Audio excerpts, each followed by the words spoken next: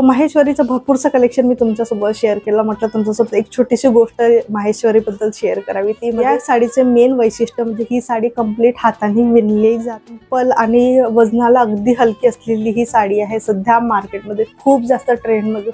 So या सगळ्या कलेक्शनमध्ये एक नवीन कलेक्शन इन्क्लूड झाले, ते म्हणजे चेक माहेश्वरी. त्यामधली एक मी साडी ऑर्डर करून घेतलेली आहे. माहेश्वरी चेक मधली आहे. पूर्ण प्युअर सिल्क आहे.